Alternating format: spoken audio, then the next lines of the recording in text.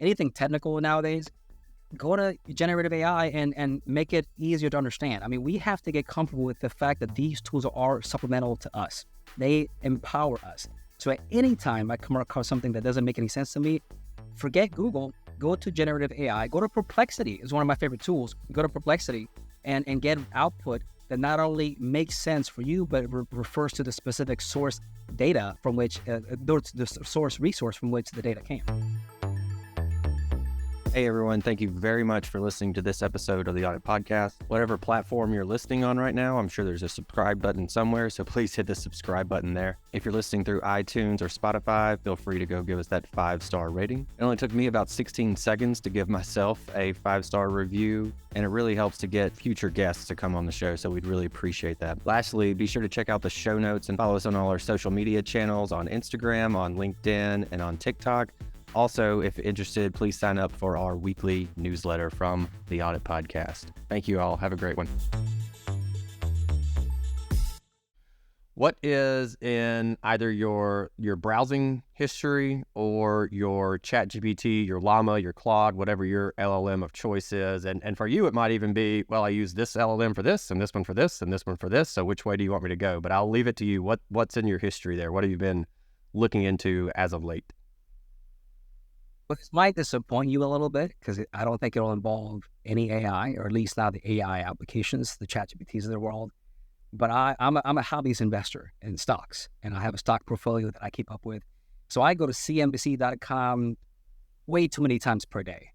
So they're learning about, is there anything new with Amazon or Alphabet, which I own? Is there anything new in terms of AI? What's the latest job reports, CPI number, the economy, inflation? So I like to stay connected to how the economy is heading, how my companies are doing, and how competitors are operating. And I know this won't shock you, which ties to our discussion. There's always at least a few articles about AI every single day. Yeah, it is unavoidable at this point. There was a podcast I listened to. It's not appropriate for children at all, so I do not recommend listening to it. And please, if you've never listened to it and you listen to it, please don't judge me because it's very crude humor, but it's called Two Bears, One Cave. It's just two comedians who talk unfiltered, I'll add. And it was either today's or last week's episode, but I was listening to it today, and the host, one of the hosts got on. He was like, "Did you know you could do this with ChatGPT?" Or like, "I didn't know AI could do this." And so like, it's still, even in this world of like these two comedians who just had this buddy podcast and just they talk about whatever pops in their brain, that was one of the topics of conversation. So it is everywhere. It's a hot topic. It's hard to ignore it. Other question real quick. How do you feel about emojis in emails? Are you for them or against them? Oh, this is an interesting question. So the answer is it depends. How's that? I am 100% for them if you know the audience and the generation of the audience. If you don't know the receiver, then I avoid them like the plague. But if you have a connection already, absolutely, go to town. Yeah.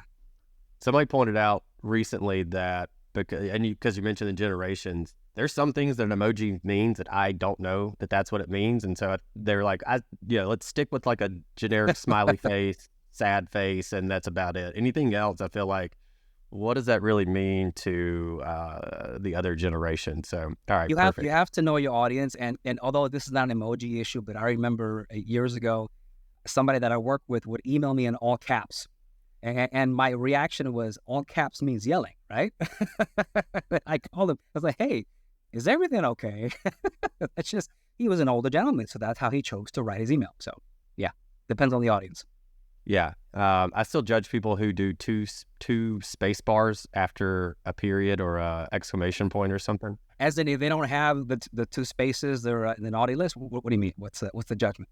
So, like that's how it was taught to older generation, is you hit period, you type your sentence, you hit period, and then you space bar 2 times. And I don't know where that came from, but that is a generational thing. I think a lot of people have kind of gotten out of it, but I know I worked with somebody and it was always the 2 space bar after the period. It just drove me nuts for whatever reason. So, all right, let's get to the topics at hand. So we're talking responsible AI governance overall as a topic. And just to kind of set it up from my perspective and then to get yours, And the main reason I'm doing this, and I think the audience knows, usually I just kind of ask questions, give a sentence or two, and that's it. I try not to do a lot of talking. That's why we have folks like yourself on. But we're working with a group, internal audit group, and they said, we want AI governance review. We have some stuff in place, but we really need to like bolster this thing up. And you can't make it bulletproof, but bolster it up. And so we had the kickoff for that recently. Hats off to Roberto, if you're listening. And the CAE, I said, hey, I want you to kind of introduce this to the rest of the stakeholders and say why you want it, why we are having this project. It means a lot more coming from you than it does from, a third party, me and the third party.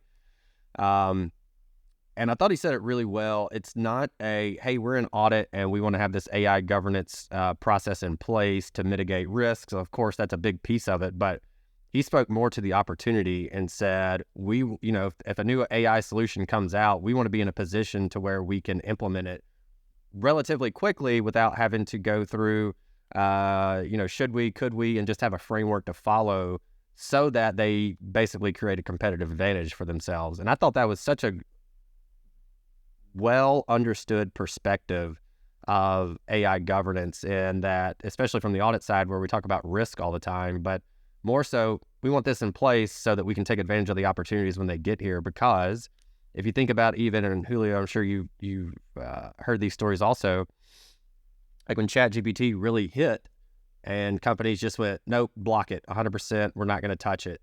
Whereas if they had something in place, they could have, and obviously this was very early on with AI really getting out to the masses. And so I understood it then, but if you're still stuck with that, then you can't use some of these tools. Like what I would be frustrated as an employee, one, that I couldn't use them. Two, episodes like this, other, webinars where AI is a topic of interest, people are going to go, well, we can't really use it here. I'm not going to sign up for this if I can't use it. Potentially, I could see that being a barrier. And so now they're even further behind on adoption, which I think is a huge risk. So anyway, that's my spiel. I will limit the rest of my conversation. I feel like I've already talked more now than I do in almost any other episode. But talk to us about AI governance, responsible AI, and kind of maybe misconceptions as well. I love your commentary, and I think that those of us who embrace it the way you mentioned that gentleman embrace it, seeing the opportunity, are clearly going to outcompete everybody else. And I suspect that, generally speaking, whenever there's a lot of unknown in front of us, we tend to respond with fear and hesitation and unwillingness to embrace it, because that's not a shocking response. So it shouldn't be a surprise that initially, many people, probably a majority of people who heard about ChatGPT, that was probably their first time thinking about AI. And I suspect the majority of that majority, their only correlation with AI was probably the Terminator movies. So lots of fear in that brain analysis from neuron to neuron. So I can completely understand that. But I think you're absolutely spot on. We have to embrace AI and move forward accordingly, but do it responsibly. So that'll be your pivot to the discussion. Now, did you want to share something? Yeah, I wanted to get into the topic a little bit more and just understand there are differences. And so there is as an organization, we are developing AI solutions, machine learning solutions, et cetera.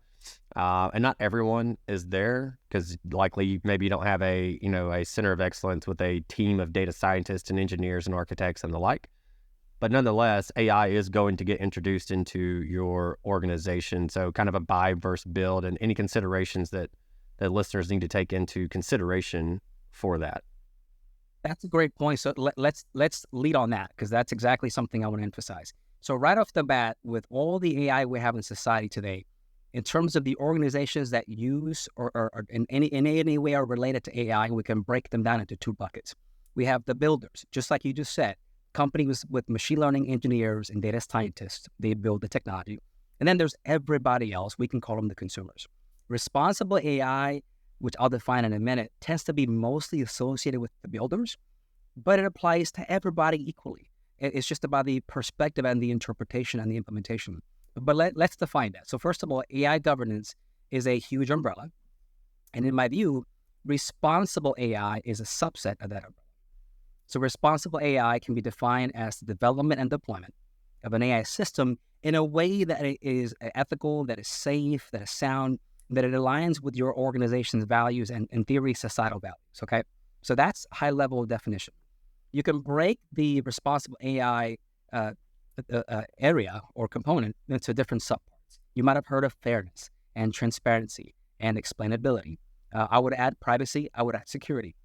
One interesting thing to point out about this is that there isn't, at least not to my knowledge, any universal guidance or standard that says, here's all the responsible AI components and the definitions. It differs in many places. Now, I've seen different companies publish their responsible AI principles on their website. So unsurprisingly, Company X will differ a little bit from Company Y. Of all the ones that I've looked at, the principles that I see most commonly are the first three that I mentioned: fairness, transparency, and explainability. And I'll define those in a minute. But data, privacy, and security make a lot of sense too. So in my mind, those are the five that should comprise responsible AI. And that's whether you're building the technology, for which this applies quite literally, or whether you are a consumer. And from your perspective, it's a vendor management issue, which we will definitely talk about. So, but let me ask you, I know you mentioned you weren't going to talk, but I got questions for you, Trent. So with all the people that you talk to, I mean, you have many episodes you've published, lots of very smart people, smarter than I'll ever be. You got the annual conference, the analytics and data, analytics and AI conference, your company, your analytics company, so many different conversations you've had over the last few years.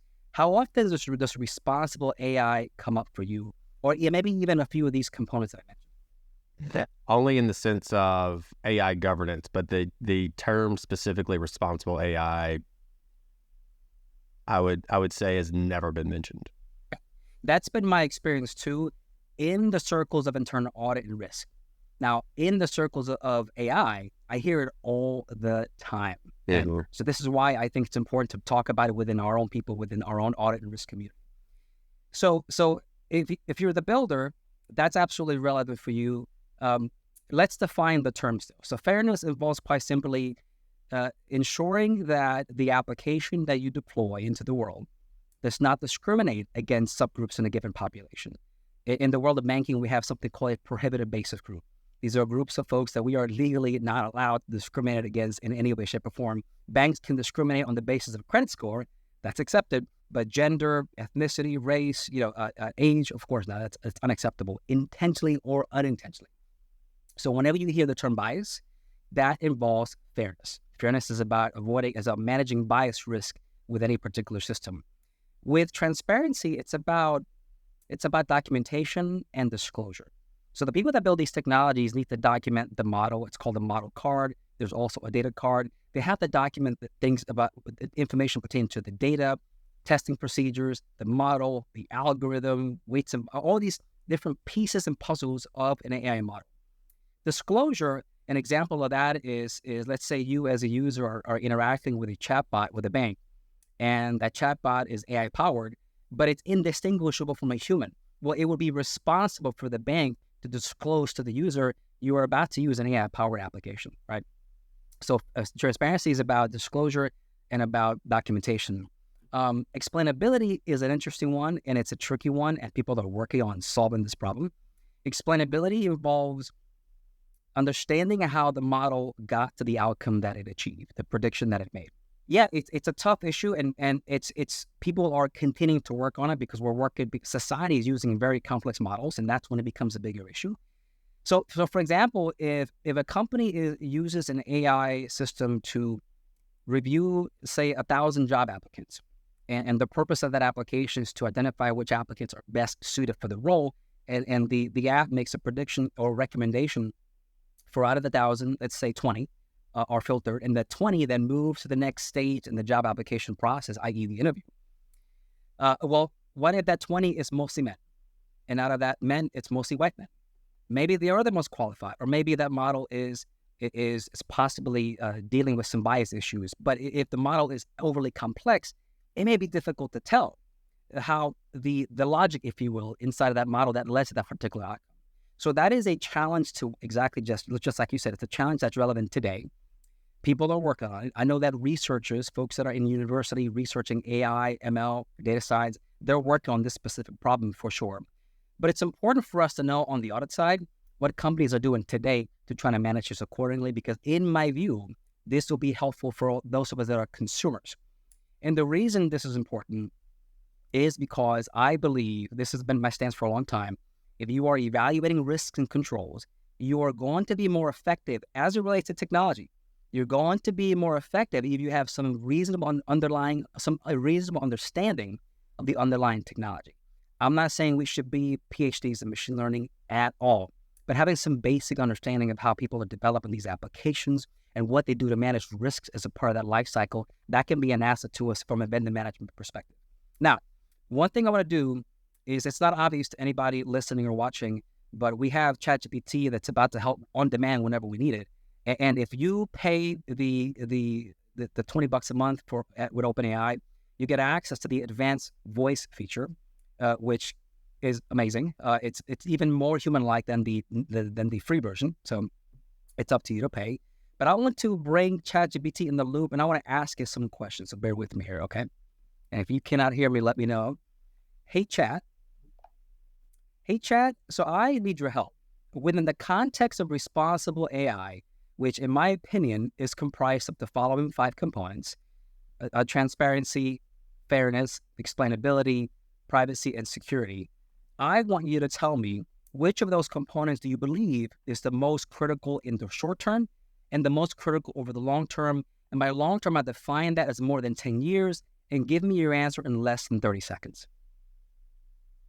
In the short term, transparency is the most critical. It builds trust and accountability. Over the long term, fairness becomes paramount, as it ensures AI systems benefit all parts of society equitably. Balancing these components is key to responsible AI development. Thank you, Chad. That was 30 seconds. I love it.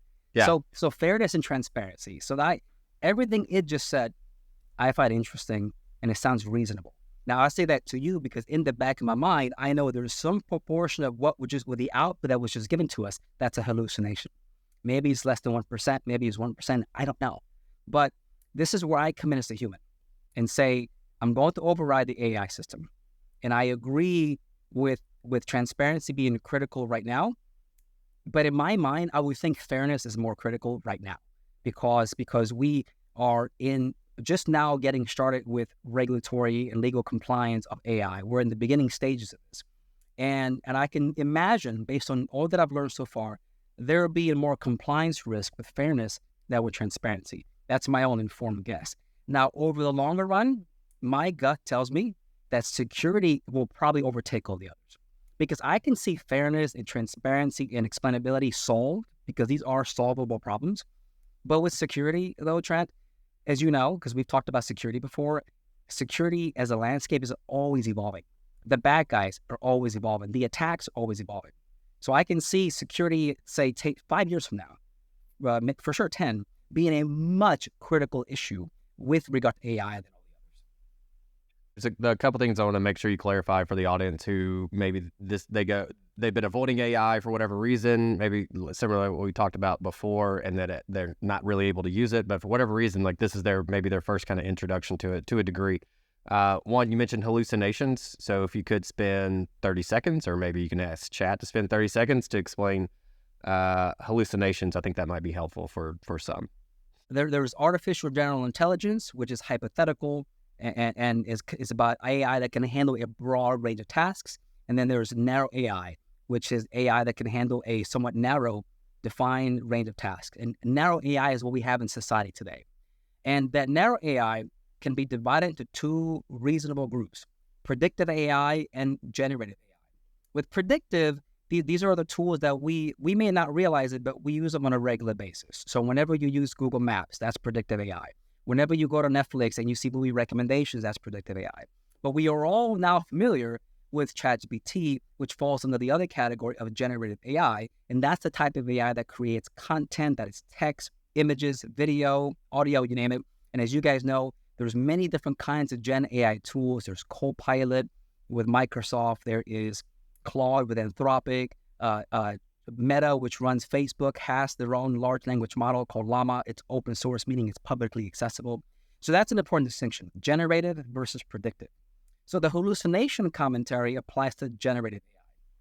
So whenever you use, we'll go with Copilot. Whenever you use Copilot and prompt it to create content for you, let's say you want to create an audit program in any particular area, there is a good chance, but a small chance, a small proportion of that output is going to be completely made up in the sense that it may not be factual.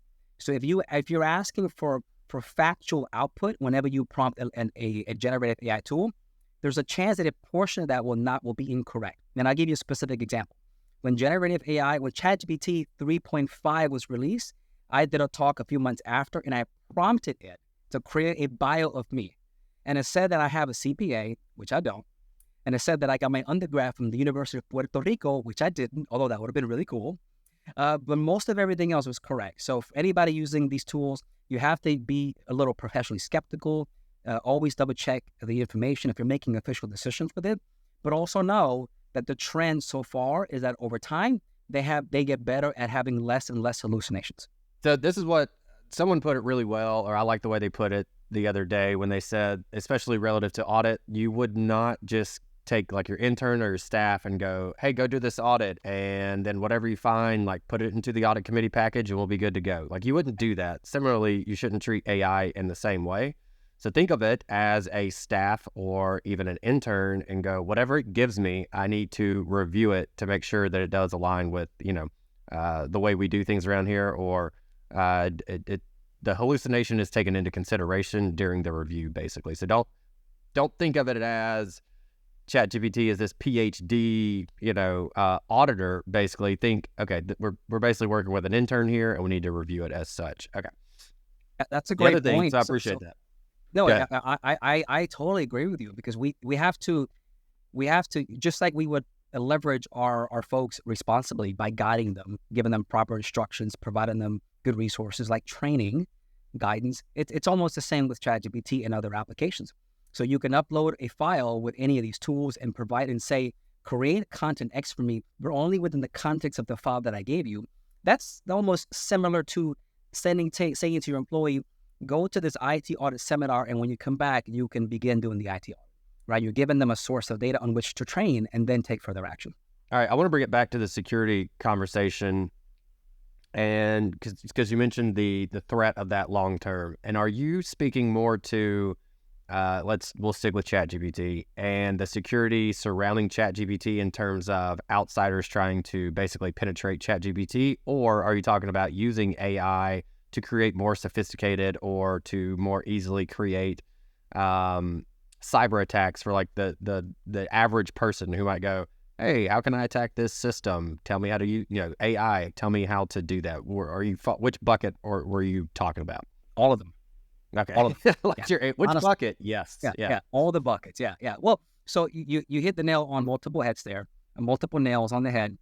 So clearly, we have to responsibly use generative AI as it relates to the content we upload via this tool that goes from our computer through the untrusted network known as the internet all the way to OpenAI or Amazon or Claude or Anthropic servers. That's relevant. We also have to be aware that bad people can do what's called prompt injection attacks, which is a new variation of what was called a SQL injection, meaning bad guy will write a prompt, and depending on the prompt and the craftiness of the prompt could yield training data as a result of that prompt or other proprietary data.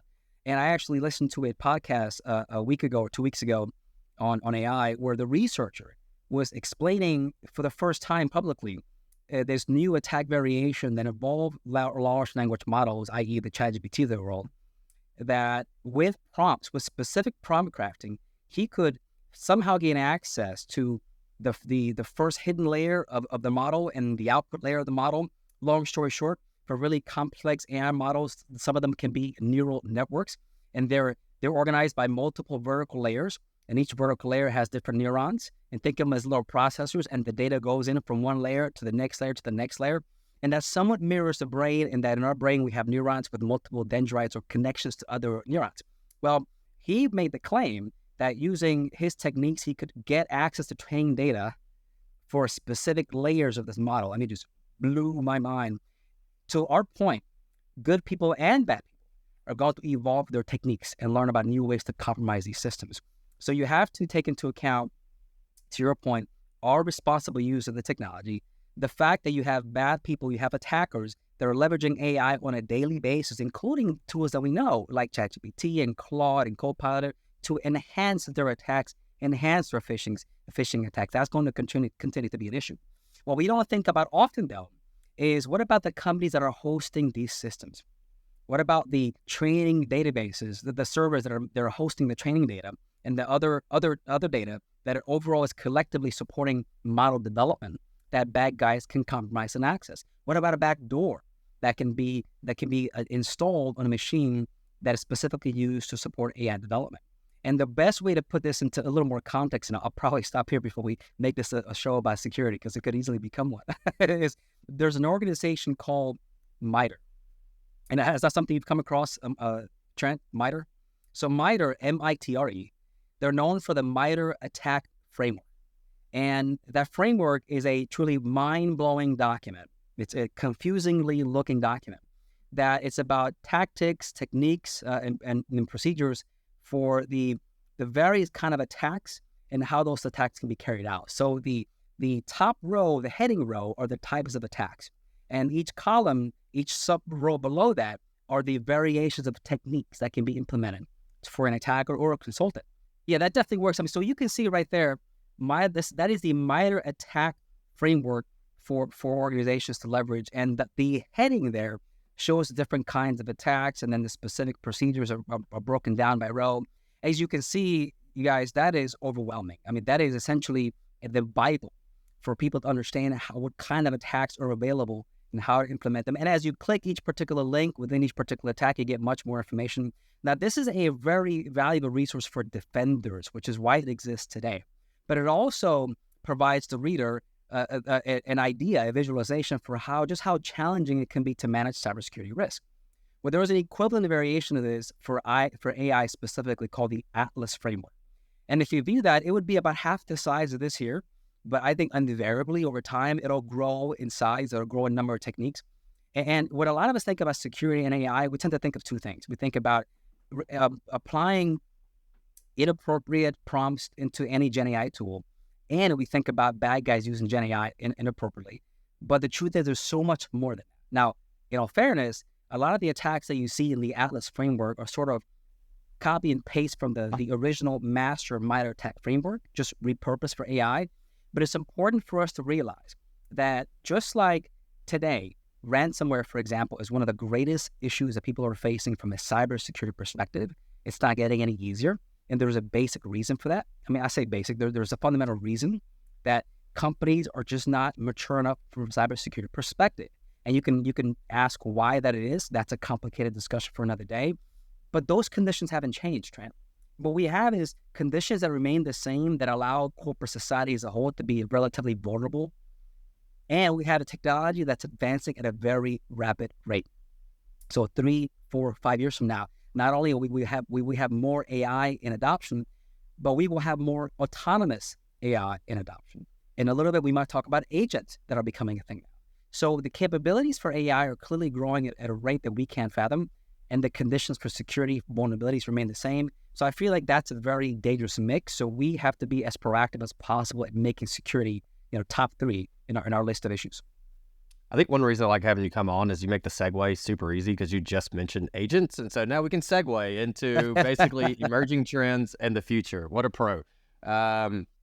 All right. So, and this was, I believe, yesterday, Microsoft came out kind of with their agent announcement. And so I think it's starting to gain more traction. I think that fundamentally or foundationally, rather, that's where a lot of folks are going to kind of start with this, is with Copilot, because you're in a Microsoft environment and it's like, let's just go get the license and then we'll start figuring things out.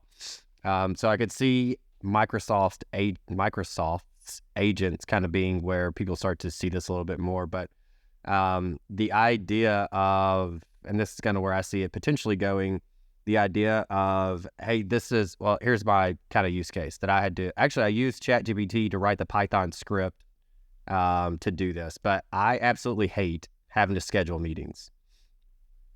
Mostly because I have to go, okay, historically I go, pull up my calendar on one screen, have the email on the other one. All right, 10:23. I'm available from 9 to 10, and then again from 10:30 to 11, and then again, and then have to do that multiple days so that to eliminate the amount of emails. And so we basically used, I'm on Gmail, and so we used Google's development environment to basically scrape my calendar and give me that, and then wrote a little Python script to basically take that output and clean it up so that it looks, significantly nicer. And so within about 2 clicks of a button, I can, copy and paste and go, here's my availability. We're good to go. And even then, it's just like, this is such a pain to have to do this. And so the idea, and especially if it's the agent going, as I'm clicking throughout the day and it going, hey man, you do this like 10 times a day. Would you like an agent to do this for you? And me to go, yes, please do that. And then be able to call that agent and basically go like, hey, give me my availability for the next week. And then it knows, like, even if the email's open, like put it into the open email wherever my cursor is, or depending on how detailed we can get with it. But basically for it to be able to track our day-to-day, especially the mundane things that we do, and it recommend, hey, do you want me to automate that thing for you? Yes, cool, let me do that for you. So that's kind of where agents, I see them as of maybe within the next 12, who knows? Like, who knows when we predict, especially with this stuff, the timeline anyway. It always seems to happen sooner than I would have ever imagined. But that's where I see it. I know Gartner came out recently with their kind of like 2025 trends. If you're not subscribed to Gartner and if nothing else, their trends in AI or analytics or any security, even following those is extremely helpful to kind of keep your finger on the pulse of what's going on. But they said, hey, number one AI topic you're going to be hearing about in 2025, agents. So with that said, that's my spiel on agents. I want to give the floor back to you, though. Give your spiel. What do you see as emerging trends coming up? Totally agree. I subscribe to the YouTube channel, and every alert that comes up, I take a peek to see if it's something that I want to listen to. So that's a great recommendation. Oh, before I forget, I do want to close on one comment on our previous discussion. Since the majority of us are consumers, meaning we don't build the technology, take these responsible AI principles and make sure that they are incorporated into your vendor management due diligence process. So whatever you request of your vendor, make sure that you expect of them to abide by their responsible AI principles, best practice frameworks. So that's the key benefit from our end as consumers. Apply that to the vendor management process. So I wanted to throw that out there before I forget. I think that's if there's no other takeaway today for people, I think that one is actionable. It's, audit, go take a look at what it takes to onboard a vendor, and then go talk to your TPRM or your vendor onboarding team. Consider opening up a separate audit for exactly what you just mentioned, Julio. I think that's fantastic. All right. Vendor management audits should ensure that the program is adapting to the landscape. So so keep that in mind. So I love this discussion. And before we talk about agents, let me bring something up. You mentioned Gartner had a prediction for 2025, and unsurprisingly, lots of people have predictions for lots of things. And I've seen several of the AI builders like Inflection and Anthropic, and of course OpenAI and Microsoft. They have their own predictions about where we're heading over the next 5-10 years and so on. OpenAI came out recently with something they call the 5 stages to AGI. AGI, artificial general intelligence, and again, that's the type of AI that can broadly handle a broad range of cognitive tasks in different domains. It's the most human-like kind of AI system that we would have. Now, admittedly, the definition of AI changes from moment to moment because we already have passed the Turing test. I can talk to ChatGPT, the voice version, and feel comfortable with it. Imagine that I'm talking to a human. Check, box marked, right? So, but AGI is broadly capable. Now, their roadmap has 5 stages. The first one is chatbots. This is AI with conversational language. We hit that with ChatGPT 3.5. Stage 2 is reasoners. That is human level problem solving. We hit that recently this year with something called All-One Preview. If you're not familiar, ChatGPT has multiple models. It's one product with multiple models. And the latest model is now called All-One Preview For a while in the AI circle, it was called Project Strawberry. Whatever. Now it's out in the open. So O1 Preview is said to be comparable to that of a moderately capable PhD student in your pocket. And because it can do a lot of complex analysis, being used for scientific research, complex math, it's much better at math than its predecessors like 4.0 or 4. And part of the reason I understand is because, I mean, you and I have talked about prompt engineering, which is different styles of writing a prompt in these tools. And one of those prompt styles is chain of thought reasoning. The bottom line is the better the prompt that you write, the better output that you get. Well, supposedly O1 Preview already has chain of thought reasoning embedded already. So it requires less effort on our part, less prompting, and more, just leveraging the tool. So it's level 2 where they're now because of O1 Preview. Level 3 is agents, and that's systems that can take actions. And so that, as you know, that's already slowly rolling out. Microsoft, they're the ones that first published agents. Salesforce, for quite a while now, has been talking about agentic software. But in the AI circles that I follow that has a lot of startup activity, lots and lots of startups are working with agents. So it's a growing space for us in the very near future. Level 4 is innovators, which is systems that can aid in invention. And that's an exciting part for me because that's having AI help you cure diseases and solve physics problems that are unsolvable today. Level 5 is organizations, which essentially means AI that can do the work of a company. So you have people like Mark Cuban that say, someday, the first $1 trillion company will be an AI company with 5 people. Well, that's because of this evolution in capabilities by AI. So agents is the big one. The way that I think about it is you're familiar with robotic process automation software, RPA, designed to take mundane tasks and that are repeatable, that require little to no judgment, and then the bot carries out the task. Well, agents are supposed to be like bots, RPA bots as we know them today, but on steroids with some judgment and creativity and flexibility. And you have to give it instructions the way the co-pilot agent is designed as of today. But keep in mind, this is going to continue evolving. So the agents of 3 years from now are going to be far more capable than the agents of today if past is prologue.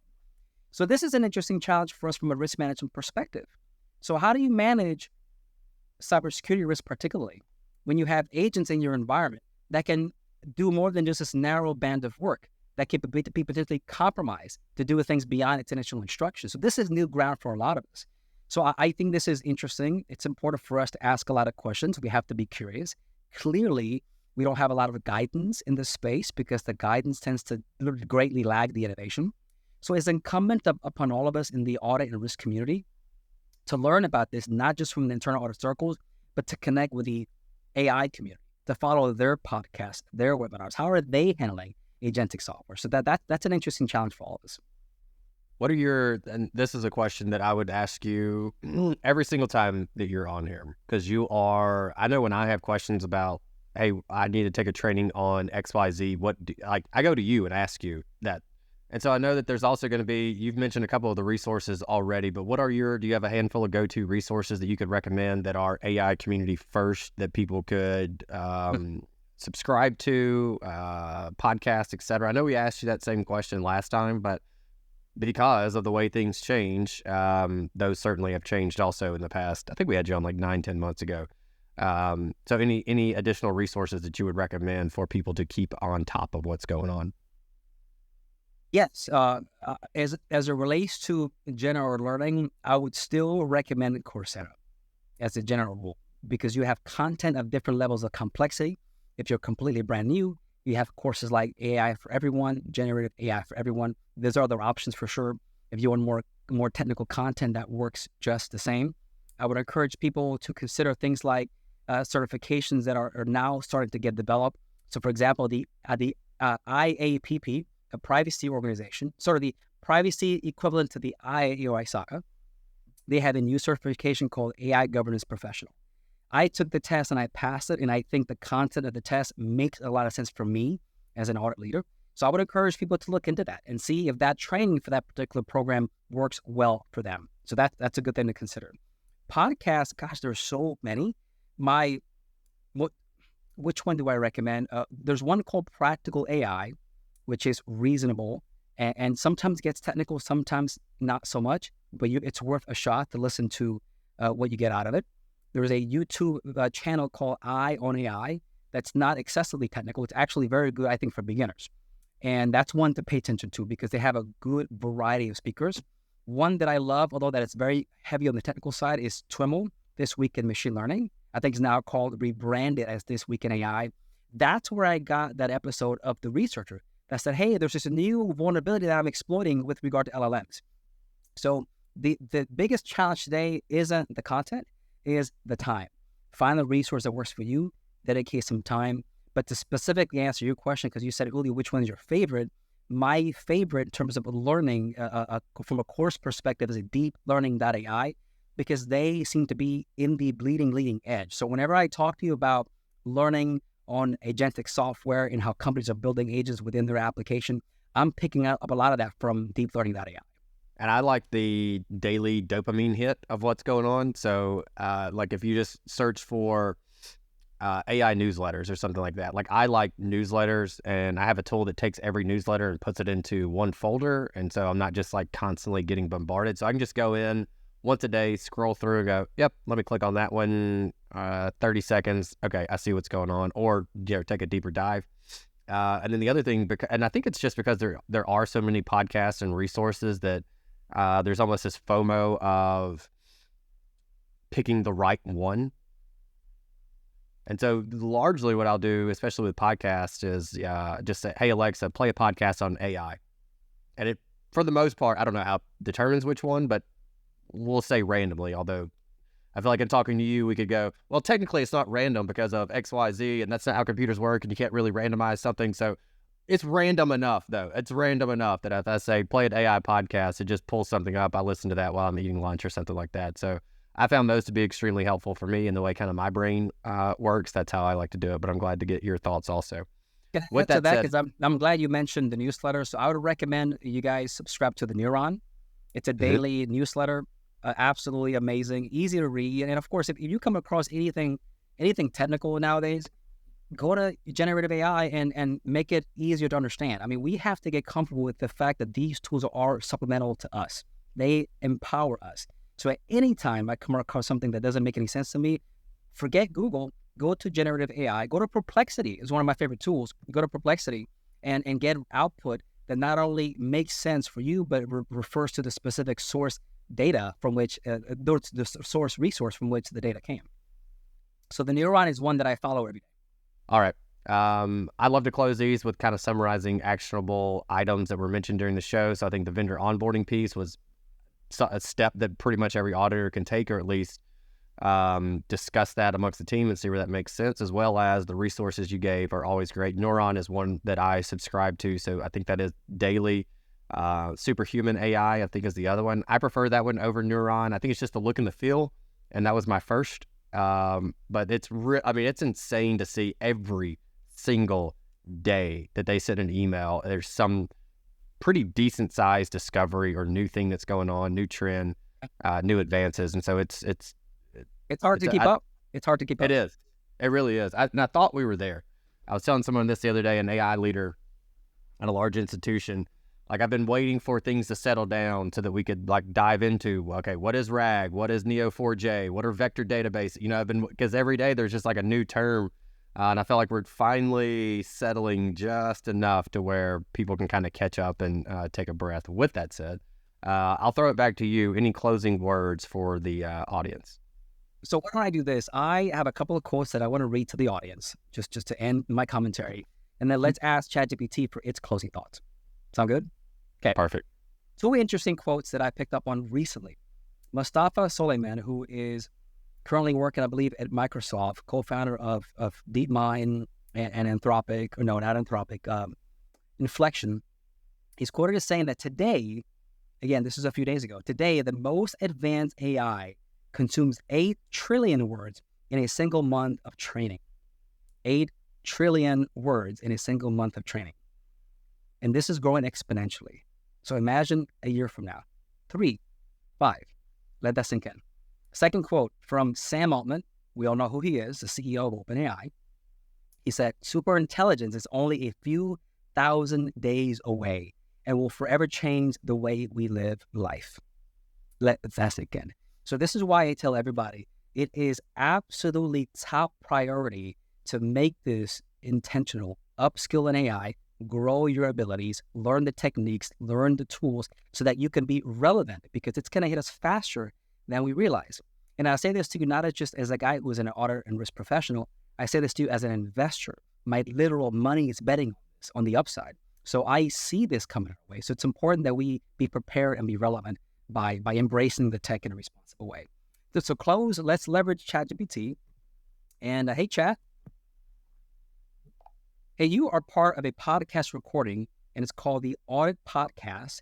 The audience is comprised of internal auditors, risk managers, business leaders, and anybody with curiosity. And at the end of each episode, the host always asks the guest for advice that you would leave with the audience. So I want you to give advice to the audience, but I want your advice to be within the context of the future of AI. Can you do that for me? Absolutely. Here's my advice. Stay curious and adaptable. AI is reshaping our world, and to thrive, we must understand its impact on our industries and roles. Embrace lifelong learning and be proactive in AI responsibly in your work. This way, you'll not only keep up, but also help shape the future. Hey everyone, thank you very much for listening to this episode of the Audit Podcast. Whatever platform you're listening on right now, I'm sure there's a subscribe button somewhere, so please hit the subscribe button there. If you're listening through iTunes or Spotify, feel free to go give us that 5-star rating. It only took me about 16 seconds to give myself a 5-star review, and it really helps to get future guests to come on the show, so we'd really appreciate that. Lastly, be sure to check out the show notes and follow us on all our social media channels on Instagram, on LinkedIn, and on TikTok. Also, if interested, please sign up for our weekly newsletter from the Audit Podcast. Thank you all. Have a great one.